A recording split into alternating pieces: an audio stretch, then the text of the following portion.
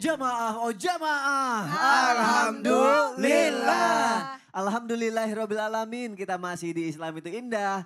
Langsung aja yuk kita masuk lagi ke segmen Tanya Dong Ustadz. Kami semua tanya dong Ustadz.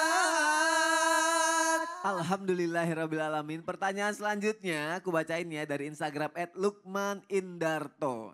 Assalamualaikum Ustadz. Bagaimana menyikapi saudara satu ayah yang murtad, sedangkan ayah sudah meninggal? Apakah saya sebagai saudara juga ikut menanggung dosanya? Meskipun sebelum murtad dia tidak pernah tinggal dengan saya. Komunikasi juga nggak pernah. Tiba-tiba dengar kabar dia sudah menikah dengan orang pilihan dia yang beda keyakinan dan mengikuti keyakinan suaminya. Tanpa mengabari saya sebagai satu-satunya walinya. Ustadz Maulana, mohon jawabannya Ustadz. Mohon maaf, hidayah itu datangnya dari Allah. Maka kewajiban kita untuk menasihati, mengingatkan, bahkan mendoakan. Dalam hal ini silaturahmi itu penting. Nabi Rasulullah SAW sendiri, pamannya yang terkenal luar biasa baiknya Abu Talib pun tak dapat hidayah. Apalagi notabene-nya paman Nabi Abu Lahab ya. Jadi itu luar biasa, mudah-mudahan kita tetap jalin silaturahmi. Maka dakwah yang terbaik adalah dakwah lewat perbuatan, dakwah lewat akhlak. Mungkin jauh sebelumnya kita jarang bersilaturahmi. Ini yang bahaya. Kalau putus silaturahmi terus tiba-tiba nanti terjadi masalah baru kita mau kesana kesannya gimana ya? Rada-rada telat. Tapi ada baiknya tidak ada kata terlambat. Ayo kita nasihati, kita ingatkan, kita doakan. Kekuatan yang paling hebat adalah mendoakan. Apalagi berbicara tentang agama ya. La ikrah fiddin, tidak ada paksaan dalam beragama. Cuman ada namanya dakwah. Ada namanya dakwah. Penyampaian yang luar biasa. Karena gini, kalau dakwah itu adalah keteladanan sebenarnya. Banyak orang berdakwah notabene-nya menghujat, memarahi, justru membenci. Justru yang seperti ini harusnya dideketin, dirangkul, dan dibaiki. Karena kenapa? Mungkin selama ini merasa aku kurang diperhatikan juga. Ya, Nah, seperti itu. Jadi salah arah ya Ustadz ya. Salah arah. Baik, menasihati, mendoakan, mengingatkan. Iya, Masya itu yang Allah. artinya. Terima kasih Ustadz Maulana. Pertanyaan selanjutnya jamaah dari Instagram @fitrabaihaki09.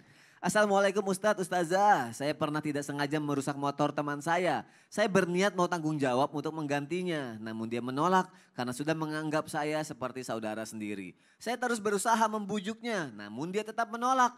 Kejadiannya sudah setahun yang lalu.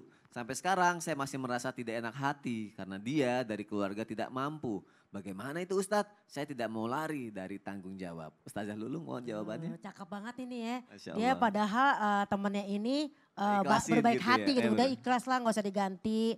Karena dia juga ngelihat padahal ini saudara. Artinya temen tapi dianggap saudara. Ini Saudara. bagus banget nih.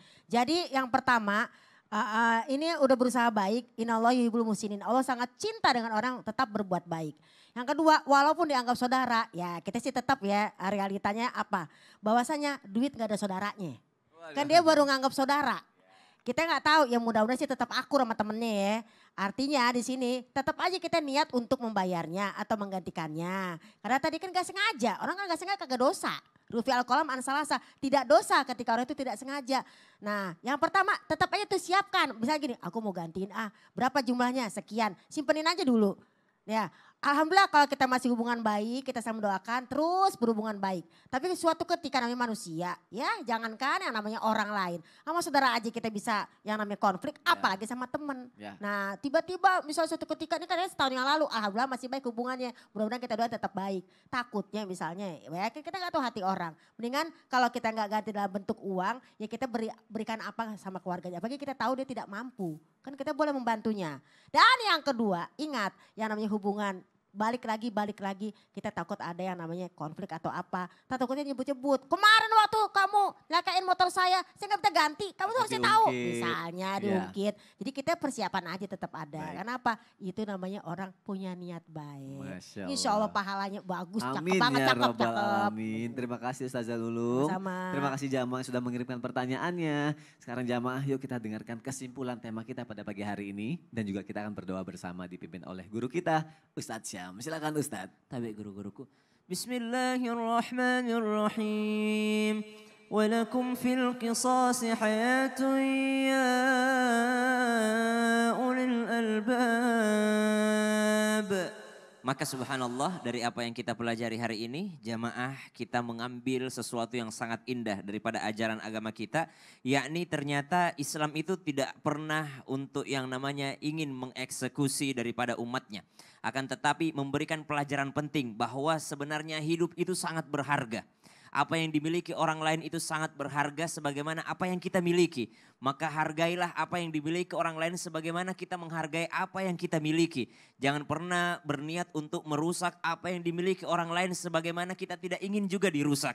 Maka dikatakan bahwasanya nyawa dibayar nyawa, mata dibayar mata, hidung dibayar hidung, mulut dibayar mulut, telinga dibayar telinga. Kenapa? Agar kita lebih menjaganya. Maka yang kedua, apa yang kita pelajari pada hari ini, maka menjadilah kita seorang pribadi yang bertanggung jawab. Bukan hanya di dunia, tapi pertanggungjawaban tersebut adalah sampai di hadapan Allah Subhanahu wa taala.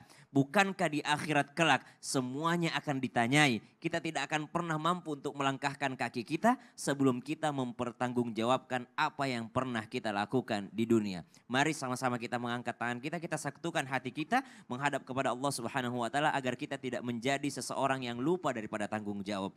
Bismillahirrahmanirrahim. Alhamdulillahi Rabbil Alamin. Allahumma salli ala Sayyidina Muhammadin wa ala alihi wa sahbihi wa sallim.